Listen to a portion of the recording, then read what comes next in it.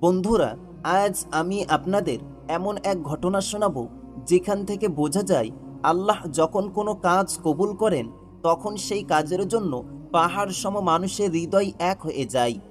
আজ এই ভিডিওটি কোনো রাজনীতি নয়, কোনো দল নয়, এমনকি কোনো মানুষের ক্ষমতা দেখানোর ভিডিও নয়।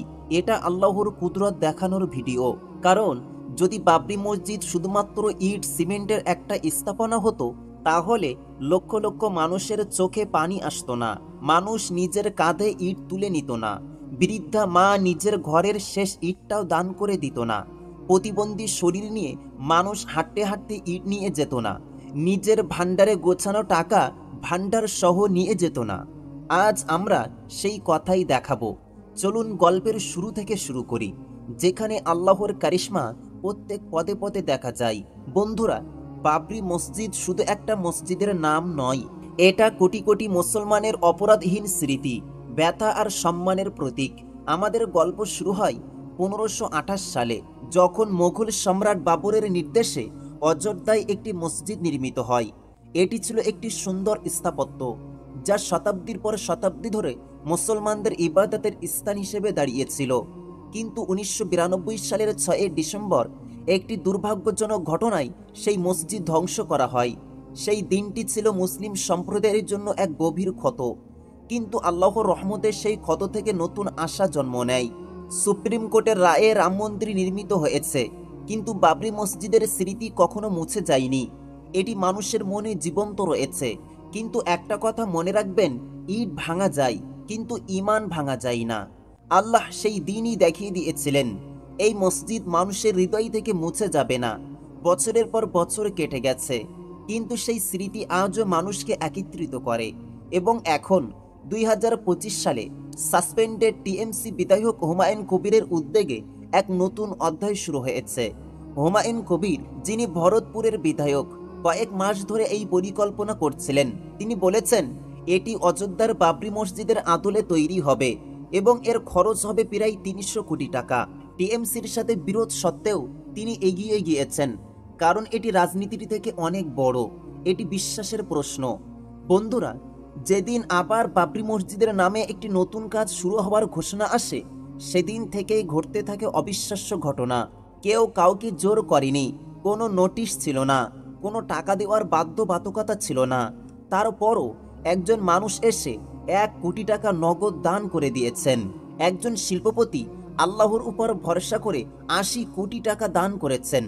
বলুন তো, আল্লাহ যদি এই কাজ কবুল না করতেন তাহলে মানুষের অন্তরে এই ইচ্ছা আসতো? এখন আসুন সেই দিনের গল্পে।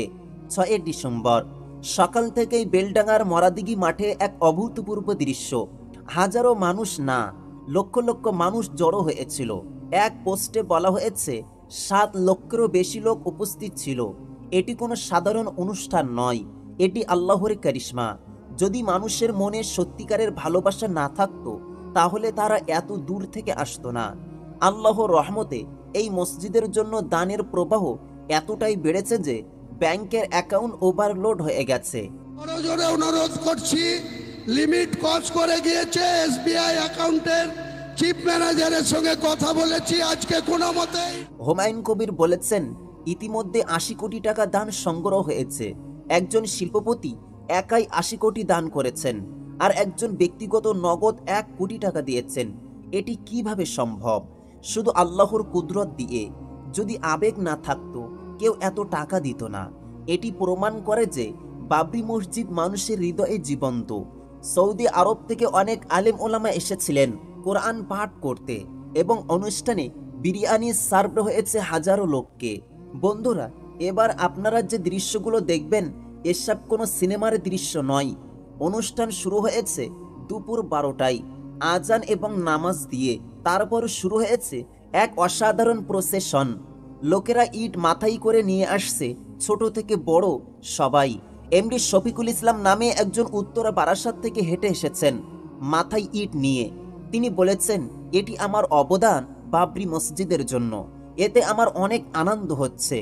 কেউ নিজের কাঁধে ইট তুলে হাঁটছে, কেউ সাইকেলে করে ইট নিয়ে যাচ্ছে, কেউ গলায় ঝুলিয়ে ইট এনেছে, কেউ খোঁড়াতে খোঁড়াতে চলছে, কেউ প্রতিবন্ধী অবস্থায়ও পিছিয়ে নেই, কেউ মাথায় সিমেন্টের বস্তা নিয়ে যেতে দেখা যাচ্ছে, অনেকেই রড মাথায় নিয়ে আসছে, অনেক অন্ধ পুরুষ ও মহিলা উভয়ই তারা মাথায় ইট নিয়েও আসছে। কেউ আবার নিজের ঘটের জমানো টাকা সেই ঘট সহ নিয়ে হাঁটছে। এই মানুষগুলো কি ঠিকাদার? না। এই মানুষগুলো কি মজুর? না, এরা আল্লাহর গোলাম। এটি আল্লাহর কারিশমা নয় তো কি? যদি ভালোবাসা না থাকতো কেউ এত কষ্ট করত না। ভিড় এতটাই ছিল যে জাতীয় সড়কে যানজট হয়ে গেছে এবং নিরাপত্তার জন্য ৩৫০০-এরও বেশি পুলিশ এবং র্যাব মোতায়েন করা হয়েছে। স্লোগান উঠছে, আল্লাহু আকবার, নারায়ে তাকবীর। হুমায়ুন কবির নিজে শিলান্যাস করেছেন, কোরআন পাঠ এবং দোয়া হয়েছে। বন্ধুরা, একটি দৃশ্য এমন ছিল যা দেখলে চোখের পানি ধরে রাখা যায় না।